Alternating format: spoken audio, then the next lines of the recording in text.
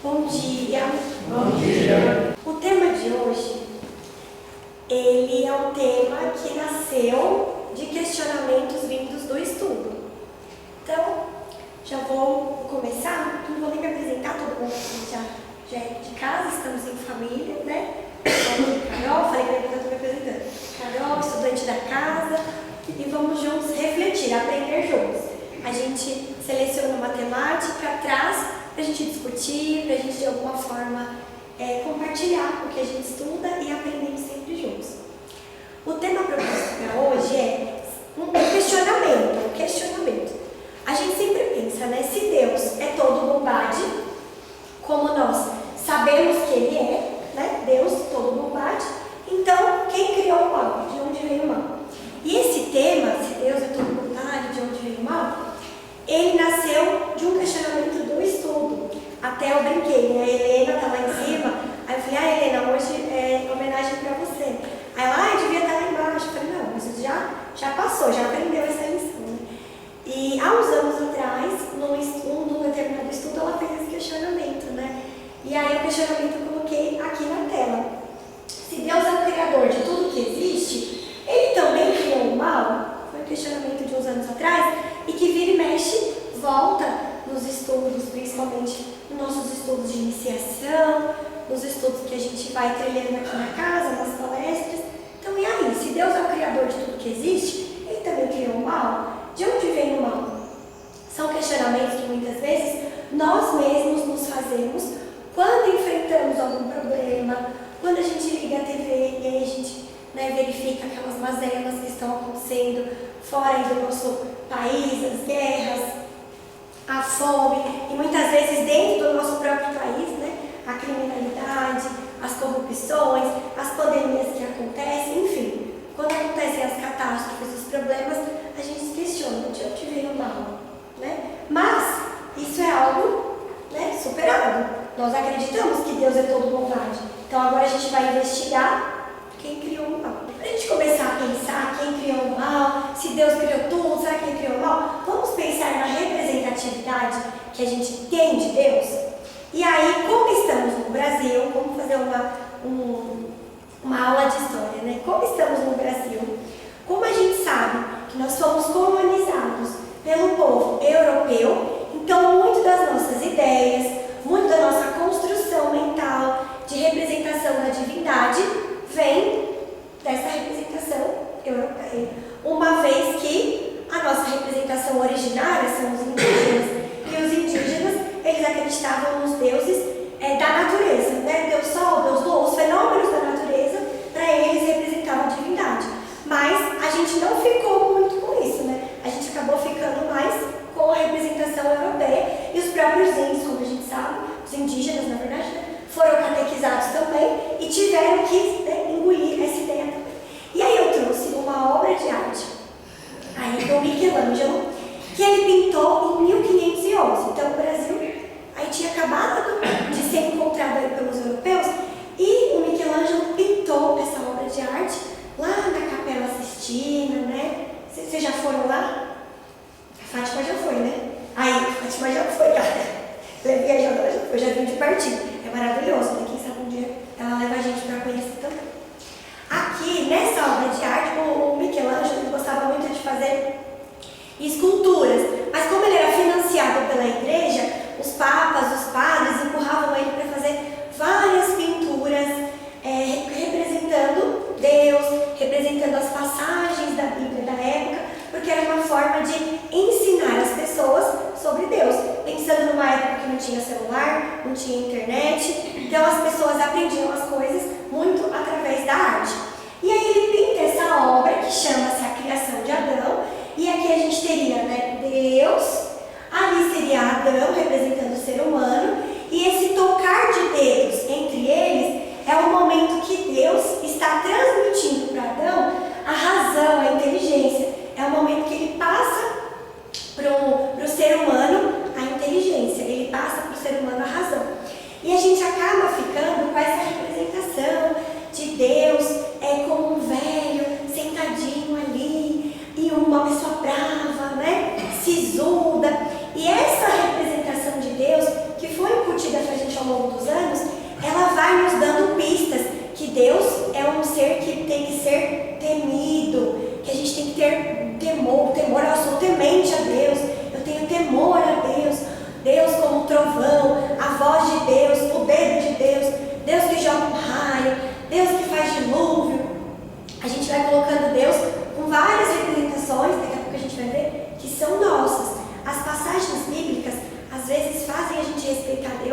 não só pelo amor, mas principalmente pelo medo. E nós, seres humanos, a gente se dá bem quando a gente está ali, né, pelo medo. A gente vai que vai muito bem, né? Quando a gente está ali para uma criança não mexer, que a gente fala, não mexe ali não, ali tem bicho. Olha, se você fizer isso aqui, você vai tomar injeção. Eu lá na escola, né, quando elas estão aprontando, eu falo, olha, vou chamar a diretora. Rapidinho elas já ficam bem quietinhas. Então a gente vai errado, né? Tem que ser pelo comportamento e não pelo medo, pela mudança de comportamento, não pelo medo. Mas diariamente a gente se pega não fazendo algumas coisas porque temos medo e também indicando para outras pessoas não fazerem coisas através do medo e não pelo ensinamento. E isso foi transmitido pra gente até lá no Moisés, né? Moisés também era bravo, foi trazendo essas ideias pra gente. Isso foi ficando incutido. Nós somos espíritos, tivemos várias encarnações. Imagine várias e várias encarnações, a gente tendo isso em mente, né? Vai aí nos transformando. Pode passar, por favor. Daqui a pouco a gente vai voltar nessa imagem pra gente ver que o Michelangelo talvez ele deu uma brincada aí com a nossa mente. E aí, pode subir, isso. Aí eu tô aqui, pode subir, pode ficar em paz. Ao longo da história, então, atribuímos a Deus comportamentos e sentimentos humanos, como nós colocamos, né? Ira, temor, predileção de uns filhos para deixei a Rosane mal os lençóis. Mas fique em paz, Rosane. Estamos sem ninguém vai achar problema, não. Equipamentos tecnológicos, tá tudo certo. E aí, predileção de uns filhos a outros, erro de julgamento, né? Então ali, olha, eu vou colocar um dilúvio na terra, mas só vai ser salvo. Alguns só que vão se salvar, não serão todos. Então ele tem predileção, uns ele salva, outros ele deixa. Aquele erro de julgamento, tinha ali um anjo, ele elencou ali um ser como anjo. Daqui a pouco esse anjo, pelo jeito, ele julgou mal, que esse anjo se voltou contra ele, virou diabo e leva os filhos e fica dividindo, né? Os filhos dele, aqueles que são ruins ficam lá com esse anjo mau e os que são bonzinhos ficam com Deus, com Jesus. Adão e Eva, então olha, vocês estão bonzinhos, merecem o paraíso. Não deu certo, então agora vai sofrer. Então percebe que a gente vai atribuindo a Deus comportamentos e sentimentos que são nossos, que são do homem. E isso foi um recurso usado lá antigamente para cercear as pessoas, como a gente já falou, através do medo, né? Era o que as pessoas tinham condições de fazer naquele tempo. Elas pensavam que se talvez trouxesse um Deus de puro amor, de pura bondade e sabedoria, talvez as pessoas ficariam muito soltas. Então, erroneamente, foram atribuindo a Deus esses comportamentos humanos para prender as pessoas através do medo. E aí, né, vamos fazer um salto na história e a gente chega então na doutrina dos Espíritos, que vai falando pra gente o que é realmente Deus. É a pergunta número 1 do Livro dos Espíritos, que Kardec fala, o que é Deus? E percebe, ele não usou artigo, né? Pensando na língua portuguesa, ele não perguntou o que é Deus, ele não perguntou quem é Deus, ele foi neutro, ele perguntou, o que é Deus? E aí, o que é Deus? E aí os Espíritos respondem, Deus é inteligência suprema, causa primária de todas as coisas. E aí, junto com isso, lá na questão 13, eles complementam, trazendo para a gente os atributos de Deus. E por enquanto é o que a gente pode conhecer. Essa definição, que Deus é inteligência suprema, criador de todas as coisas, e ele vai trazendo alguns atributos. A questão 13 vai definindo cada um dos atributos. Convido todos a ler. Aqui a gente trouxe só umas pinceladas. Ó. Deus é eterno. O que significa isso? Não teve começo nem fim. Nós, espíritos, não somos eternos. Somos imortais, porque a gente teve um começo, né? Deus é imutável, então ele não muda. Não tem como ele mudar suas leis. Já foram postas. Não tem como ele parar a terra de girar para salvar tal pessoa da guerra, não sei o quê, como tem algumas passagens. Não existe isso. Se ele já colocou uma lei, essa lei não vai ser alterada, né? Soberanamente justo e bom. Ponto. Soberanamente justo e bom. Toda justiça, toda bondade. Onipotente, ou seja, ele é todo poderoso e ele é único. Único. Não existem outros deuses. Não existe aí um politeísmo, vários deuses, é apenas um Deus. E ele é imaterial, ou seja, não é aquele velho deitado, não é aquele velhinho sentadinho, ele não está ali com uma chavinha, ele não representa nada que a gente conheça visualmente. Quando fala lá que nós somos criados à imagem e semelhança de Deus, não é essa imagem e semelhança do corpo humano, é em essência, e uma essência que ainda a gente não conhece, porque os Espíritos falam que para nós falta palavras no vocabulário para definir Deus, falta sentidos. Nós conhecemos o mundo, sentimos o mundo pelos nossos 5 sentidos, né? O tato, o olfato, a audição, o paladar, a visão, e só com esses sentidos fica muito difícil para a gente entender a essência de Deus. Por enquanto, fiquemos com a definição dos Espíritos. Deus é a inteligência suprema, causa primária de todas as coisas, e Ele é perfeito em todos os seus atributos que os Espíritos colocam para a gente. Quando a gente percebe essas definições, fica muito difícil da gente conectar com Deus a ideia de mal. A ideia de que Ele de alguma forma tenha criado o mal para nos punir, que Ele esteja sentadinho ali olhando, ou que Ele esteja interferindo pontualmente nas nossas vidas, colocando bondades ou maldades para a gente poder se interferir. E aí, passando, pode passar de ladinho agora. Isso. Então, quem terá sido responsável pela criação do mal?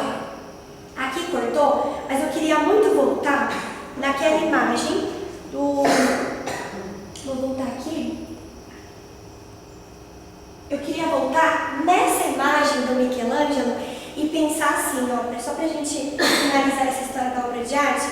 Quando a gente faz os estudos na casa, a gente comenta muito sobre o Galileu Galilei, que ele foi o informante de que a Terra não era o centro do universo, que a Terra era mais um planeta que girava em torno do Sol. Ele foi o criador dessa teoria, provou, mas ele não foi obrigado a se calar para não sofrer as consequências e as penalidades da igreja. E aí isso nos faz pensar que os grandes mestres, que com certeza foram espíritos que encarnaram aqui para de alguma forma dar algum exemplo aí da intelectualidade, da ciência pra gente, eles muitas vezes não poderiam falar tudo no seu tempo, mas eles deixavam pistas que eles sabiam que ao longo do tempo a gente ia fazer essas constatações. E aí, dentro da arte do Michelangelo, existem estudos mostrando que ele deixou informações secretas ali, é bem interessante, né? Ele ia deixando informações secretas na sua arte. Então, olha que interessante. Quando a gente olha aqui, aquela imagem aqui está meio borradinha, mas aquela imagem de Deus na obra de arte representa a imagem de um cérebro. E aí, a obra de arte não seria Deus transmitindo ao homem a razão, a inteligência? E onde mora a razão e a inteligência no nosso corpo físico? No cérebro, né? Onde o espírito, nossa essência, nós em espírito somos uma centelha. Onde essa centelha habita? No nosso cérebro, que é o que dirige o nosso corpo físico, as nossas ações, os nossos sentimentos e as nossas atitudes. Então, olha que interessante, né? Ele, de alguma forma, quem sabe, estava aí deixando alguma pista, né? E lá no livro dos Espíritos, os Espíritos falam que nós, Espíritos, somos o quê? O princípio inteligente do universo. Eu sempre comento isso nos estudos, para a gente ver a nossa importância. Olha isso. Deus nos criou para ser os princípios inteligentes do universo. Isso não é qualquer coisa. Isso é muito importante, né? Isso é muito potente. E aí, ele fala, né? Então, quem terá sido responsável pela criação do mal? Ali na obra de arte, ali na pintura, a gente já tem algumas pistas, né? Se nós recebemos, né, de Deus a permissão de sermos seres inteligentes, e quando eu digo ser inteligente, eu não quero dizer sabedoria somente. Eu quero dizer razão, capacidade de raciocinar, capacidade de aprender e de se desenvolver, diferente dos animais, né? Os animais, eles têm uma inteligência, uma razão ilimitada. A nossa capacidade de inteligência, a nossa capacidade cerebral, ela é ilimitada. Já caiu por terra aquela ideia antiga, quando eu era criança eu ouvia, que a gente só usava uma partezinha do cérebro, que a gente não usava tudo. Hoje isso já caiu por terra. já se sabe que a gente tem condições de usar a nossa capacidade cerebral completa, né? Então, e aí? Se nós temos essa capacidade de raciocinar, de ter livre-arbítrio, ou seja, a livre escolha para agir, para pensar, quem terá sido responsável pela criação do mal? E aí? Pode passar, por favor. O homem, né? Olha lá no Kardec, ele faz um livreto colocando máximas dos ensinamentos dos Espíritos. Essas máximas a gente estuda aqui lá no estudo dos iniciantes, né? E aí lá na máxima 43, olha o que os Espíritos trazem. O homem é muitas vezes o artesão de sua própria infelicidade nesse mundo. E aí já exonera Deus de qualquer responsabilidade. Porque ele fala, nós somos os artesãos da nossa própria infelicidade nesse mundo.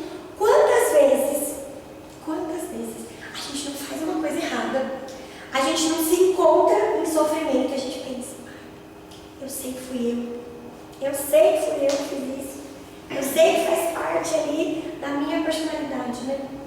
Olha lá, se ele voltar, então se nós homens, se nós seres humanos, voltarmos à fonte dos seus infortúnios, verá que a maior parte deles são resultado de sua imprevidência, de seu orgulho, de sua avidez e, consequentemente, de sua infração às leis de Deus. É igual conselho de mãe, né? A mãe fala, pai também, conselho de mãe, conselho de pai. Olha, não faz conselho de vô, né, de um amigo, enfim. Olha, não faz isso, não vai por ali. A gente vai que vai. Depois, quebra a cara e aí volta, chateado e triste. Mas por quê? Fomos os artesãos da nossa própria infelicidade.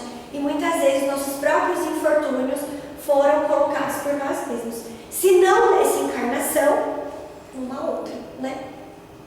Pode acontecer em algum momento de algum infortúnio que eu estou passando não ser responsabilidade minha e talvez realmente estar sendo causado pelo outro? Sim, mas se eu estou me chateando com isso, se eu estou me impacientando com isso, demonstra que eu ainda não aprendi.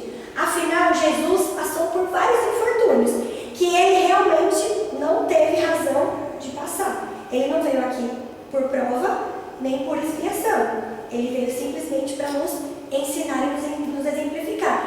E foi o que mais vivenciou infortúnios. Foi o que mais vivenciou dificuldades. Ele não foi o artesão dessas dificuldades, mas ele não se chateou.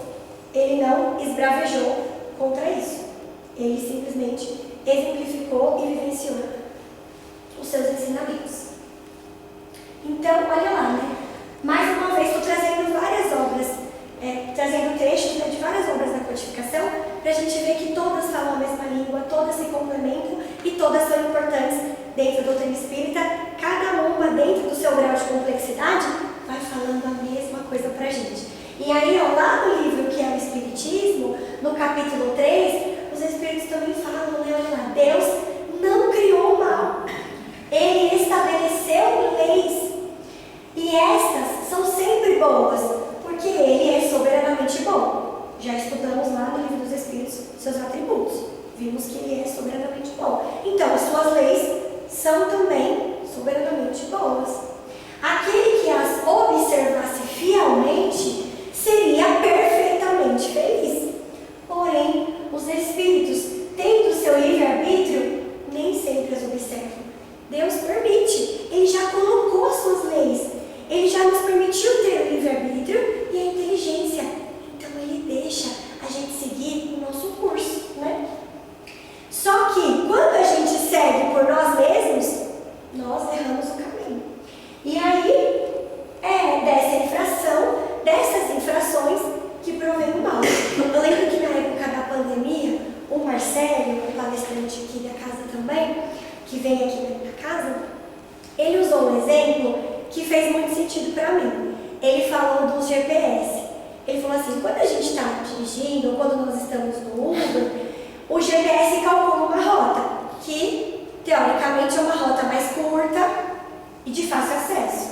Mas muitas vezes nós como motoristas ou nós como passageiros ali no Uber, queremos delinear a nossa própria rota. Olha, não vai por aqui, não vai por essa rua, eu não gosto daqui. E aí, então, altera-se o caminho. Quando altera o caminho, o que acontece com o GPS? Ele recalcula a rota. A gente não fica perdido, a gente só recalcula. Podemos nos atrasar? Podemos. Podemos pegar um caminho maior nessa alteração de rota? Podemos. Pode acontecer alguma coisa no meio do caminho, a gente ficar um tempinho parado? Podemos. Só que o GPS nunca manda voltar atrás e nunca se perde. No fim das contas, sempre vai chegar aquela mensagem: você chegou ao seu destino. No fim é isso. E é a mesma coisa com as leis do Criador. As leis estão ali. Se nós seguíssemos elas direitinho, o nosso caminho seria retinho, a gente ia chegar rapidinho ao nosso destino, que é ser espíritos perfeitos. Mas, muitas vezes, nós mesmos alteramos a nossa própria rota pelo nosso livre-arbítrio. A gente vai aí estipulando as nossas próprias mudanças. E essas mudanças, muitas vezes, nos fazem atrasar, ficar um tempinho estagnado, ficar um tempinho parado. Mas isso não quer dizer que a gente vai voltar, porque o espírito não retroage. Isso não quer dizer que a gente vai ficar perdido e vai ficar para sempre perdido. Bom, pode demorar, podemos nos desviar, podemos tropeçar, mas no final vamos chegar ao nosso destino, que é sermos perfeitos. Mas esses desvios de rotas são o que trazem os nossos problemas. É o que vai trazendo aí pra gente a nossa condição, que é o que a gente enxerga como mal. E aí, seguindo em frente, vem um outro questionamento. Será que o que enxergamos como mal é realmente ruim? Esse é um questionamento que é necessário agora que a gente tenha aqui, a plasticidade cerebral, que a gente vá se soltando de alguns preconceitos e algumas ideias pré-concebidas que a gente foi tendo ao longo da vida, inclusive eu, Carol, né? Será que o que enxergamos como mal é realmente ruim? O que hoje a gente pode enxergar como mal no senso comum? Dificuldades financeiras, a gente fica chateado, fica preocupado, né? Pra gente acaba se tornando um mal. Catástrofes naturais, quando a gente passa por elas, ou quando a gente liga a TV e vê nossos irmãos passando por essas catástrofes, para nós é um mal. A morte, para muitas pessoas, é um mal, né? A perda de entes queridos, mas a gente sabe que não nos perdemos, né? Só mudamos a roupagem, mas continuamos existindo. Eles estão aqui estudando junto com a gente também. Doenças, isso tudo nos aflige. Imagina, dificuldade financeira, problema de saúde. E que a gente fala geralmente para dizer que nós estamos bem? Fala assim, olha, pagando as contas e tendo saúde, eu estou bem. Então isso para nós é um bem precioso. E quando isso é nos tirado, quando a gente se vê em dificuldade financeira, quando a gente se vê com problema de saúde, quando a gente liga a TV, ou quando a gente vivencia catástrofes, verifica situações de desencarnes na família, ou com entes queridos, para nós, não para todos, tá? Estou falando no senso comum, pode nos chegar como um mal. Mas será que o que nós enxergamos como mal é realmente ruim? É realmente um mal? Ou ele é fruto da visão limitada que nós temos como espíritos inferiores? Para mim, Carol, tudo isso aqui é mal. Eu não gostaria de vivenciar isso. A gente foge disso e imprime todas as nossas forças para que isso não aconteça, e a gente vibra para que isso não aconteça para nós e nem para quem a gente gosta, né? Ninguém está com consciência vai ficar, eu quero doença, eu quero problema financeiro. Não, obviamente, não é isso que eu estou falando, que a gente vai buscar essas coisas.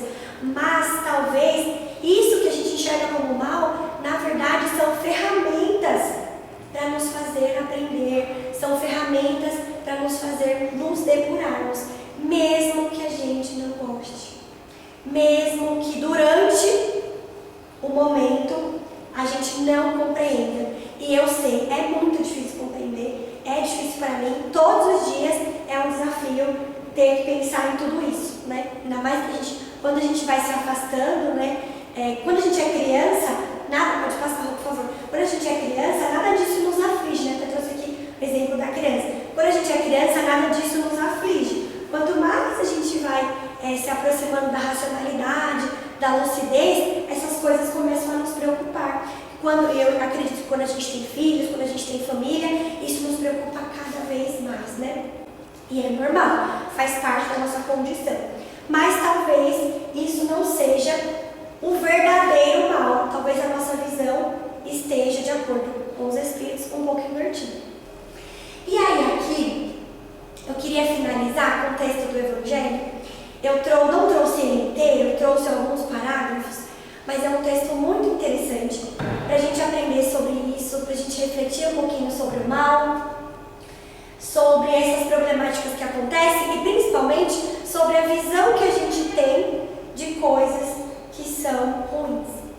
E o Evangelho, ele é um material de estudo riquíssimo. Às vezes a gente fala, o Evangelho, ele é adocicado, nada disso. Quando a gente tem um olhar para ele como um olhar de estudo, ele é transformador e ele é como se fosse um espelho. Só que é um espelho que não nos reflete, é um espelho que reflete aquilo que a gente precisa ser. Então é uma busca diária e um complemento de estudo também, né? E aí nesse texto, a verdadeira desgraça, os espíritos vão comentar um pouquinho sobre, será que o que a gente acha que é desgraça, o que a gente acha que é mal, realmente é mal? E aí começa dizendo assim, ó, todos falam da desgraça, todos a experimentam e julgam conhecer o seu caráter múltiplo. Venho dizer-vos, porém, que quase todos se enganam, pois a verdadeira desgraça não é de maneira alguma aquilo que os homens, ou seja, os desgraçados, supõem. Então aqui ela já dá aquele empurrãozinho pra gente, né? Fala, ó, vocês, seres humanos, são os desgraçados. Não tem, caiu na graça, desgraça, não tem a graça, né? Não tem ali a alegria. Mas vamos entender o que ela entende, né? Vamos entender o que ela entende. Vamos entender o que os espíritos estão falando, que seria então a verdadeira desgraça. Pode passar, por favor. Olha lá. Eles aventam nós, né? Onde que a gente encontra? Onde que a gente vê a desgraça? Na miséria, na lareira sem fogo, no credor impaciente, no berço vazio do anjo que antes sorria. Então, ou seja, ele está usando uma metáfora, né? No bebezinho que faleceu em tenra idade, nas lágrimas, no fétero que se acompanha de cabeça descoberta, então naquela pessoa que passa frio, no coração partido, né? Na angústia, na traição, na privação do orgulhoso que desejava vestir-se de púrpura e esconde sua nudez nos farrapos da vaidade. Tudo isso e muitas outras coisas ainda chamam-se desgraça na linguagem humana. Então, tudo aquilo que já comentamos, as doenças, a fome, a miséria, então ele fala, tudo isso nós encaramos como desgraças, como coisas ruins. E aí, até coloquei uma sirene. Então, no decorrer do texto, o Espírito fala, sim, realmente são desgraças. Realmente. Se a gente olhar apenas no hoje, se a gente tiver apenas o olhar material. Então, sim, realmente são desgraças para aqueles que nada veem além do presente. Mas a verdadeira desgraça está mais nas consequências de uma coisa do que na própria coisa. Olha que fantástica essa frase. A desgraça muitas vezes não está no ato, é na consequência daquele ato. Em muitas situações, duas atitudes idênticas não vão ter o mesmo peso de julgamento. Não vão ter. Quer um exemplo? Caridade.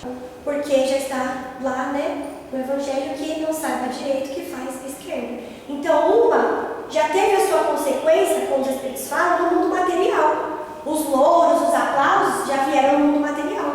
Porque eu não fiz com a consequência de auxiliar, eu fiz com a consequência de me autopromover. E o outro, eu fiz com o desejo puro e simples de ajudar, sem ser vista. Então, olha que a verdadeira desgraça está mais nas consequências do que nas atitudes. Então, às vezes, atitudes iguais não terão o mesmo peso, né? Uma pessoa, falei uma coisa agora que é dita como positiva para a sociedade, agora algo que seria negativo. Uma pessoa que no momento de desespero máximo vai no mercado e pega um pão, a gente sabe que não é certo, mas pegou um pão para alimentar uma criança, e aquele que tem uma moto, uma mochila do iFood e sai e pega o celular de um trabalhador, é a mesma atitude, roubo, errado, mas vai ter o mesmo peso? Então são coisas para a gente refletir, que a verdadeira desgraça está nas consequências e não só na própria coisa em si, não só na própria atitude, mas em si o que aquela atitude vai gerar. E aí, vou revelar-vos a desgraça sobre uma nova forma, sobre a forma bela e florida que acolheis e desejai com todas as forças de vossas almas iludidas. Olha aí o Evangelho dando uma chinelada na gente, uma tamancada. Olha aí. Vou revelar-vos a desgraça sobre uma nova forma, sobre a forma bela e florida que a gente acolhe e deseja com a maior força das nossas almas iludidas. Quando a gente abre a rede social, eu até brinco com isso, quando a gente abre a rede social, a gente vai ficar olhando ali aquelas pessoas que estão fazendo caridade, que estão ajudando, aqueles centros de acolhimento. Nossa, onde eu vou ajudar agora? Não, o que a gente vai olhar? Nossa, viajou, hein? A pessoa só viaja, nem trabalha, só viaja, não trabalha, não viaja nenhuma vez no ano. Caramba, de novo trocou de carro essa pessoa, poxa vida, hein? Olha essa pessoa aqui, não faz nada, só posta foto na praia, ai meu Deus, olha só se aparecer, não sei o que. A gente só vai olhando, as formas belas e floridas. Então os Espíritos falam, a desgraça é a alegria, o prazer, a fama, a fútil inquietação, a louca satisfação da vaidade, que asfixiam a consciência. Isso asfixia a nossa consciência, nos distrai do nosso verdadeiro foco. Enquanto eu estou pensando em fazer a minha harmonização facial por fora, eu não estou pensando em me modificar por dentro. E aí eu me distraio, e a vida passa, e eu desencarno, e retorno com as mesmas problemáticas de antes. Então, assim, asfixia minha consciência, oprime o pensamento, confunde o homem quanto o seu futuro. A desgraça, enfim, é o ópio do esquecimento que buscais com o mais ardente desejo. Então ele fala, o que é desgraça a gente busca diariamente, que são as preocupações materiais fúteis. Isso, quando ele fala que é a alegria, o prazer, gente, não quer dizer que a gente tem que viver na tristeza, chorando, se vitimizando, para dizer que a gente está vivendo de acordo com o que Deus quer. Não é isso. Mas também não é se distrair somente com as coisas materiais, esquecendo do nosso real propósito. E aí, finalizando, ele fala, que o Espiritismo vos esclareça. Então, ele nos chama para o estudo da doutrina que nos esclarece. Nós estávamos comentando isso aqui, e comentamos sempre, nos estudos, que a palestra, ela também é uma oportunidade de estudo. Não sem fazer uma crítica a outras religiões, mas não é somente um culto que a gente vem, bate um cartão, faz um culto, vai embora. Não, aqui esse momento é um estudo para todos nós. Às vezes, na correria do dia a dia, a gente não tem possibilidade de frequentar os estudos que a casa oferece, que outros centros espíritas oferecem metodicamente, mas a gente pode vir na palestra, afinal estamos aqui. Então, que aqui seja também um chamamento para o estudo, que a gente saia diferente do que a gente entrou, que a gente saia mexido, que a gente saia inquieto.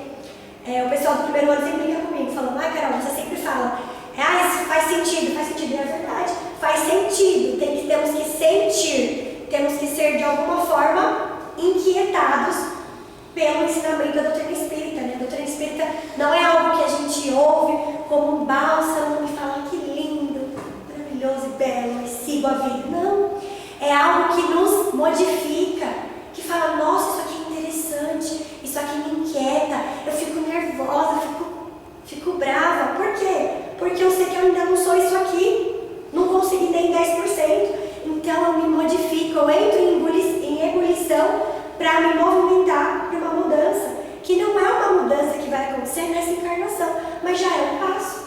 Toda grande caminhada começa com o primeiro passo, então que ele seja dado no dia de hoje, que cada dia seja o nosso primeiro passo. Então ele falou que o Espiritismo, então ele nos chama para o aprendizado.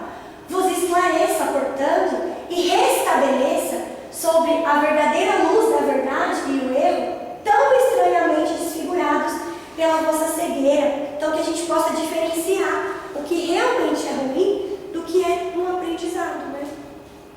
Então, agireis como bravos soldados, que longe de fugir ao perigo, preferem a luta nos combates arriscados, a paz, que não oferece glória nem progresso. Então ele fala aqui, é para eu sair procurando problema, para eu falar, estou seguindo aqui, não. O cara falou que é para eu sair daqui e procurar problema. Não é isso. Naturalmente, a nossa própria encarnação aparece, a gente precisa procurar. Vai aparecer questões para a gente resolver. E essas questões, às vezes eu escondo embaixo do tapete. Eu mesmo, Carol. Eu falo, isso aqui eu não quero ver agora não, vou deixar aqui. Não, ele fala aqui, tira isso fora, mostra, veja, observe, tira aquela cegueira, veja qual é aquele problema que você tem e tenta resolver, não esconde, tenta trabalhar, tenta movimentar. Então ele fala, então, eu cheguei como bravos soldados, eu não vou ficar aqui na paz, eu vou querer a luta contra o outro? Não, a luta contra eu mesmo. Que importa o soldado perder as armas, o equipamento e a farda na refrega, contanto que saia vitorioso e coberto de glória?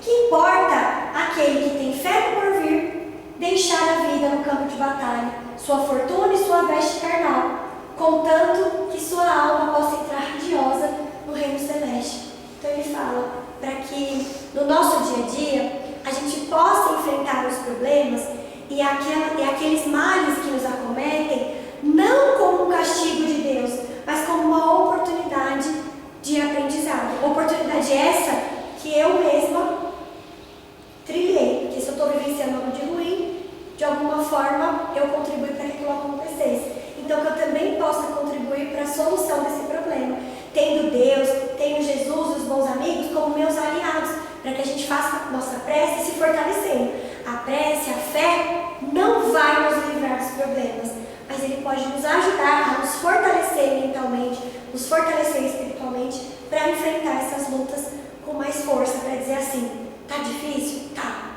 mas Deus vai me auxiliar de alguma forma, eu acredito, Ele já me auxiliou, só dele me criar como um ser inteligente, Ele já me ajudou, Ele sabe que eu vou conseguir, então eu confio nele e sigo em frente. E aí que a gente possa então refletir sobre isso todos os dias.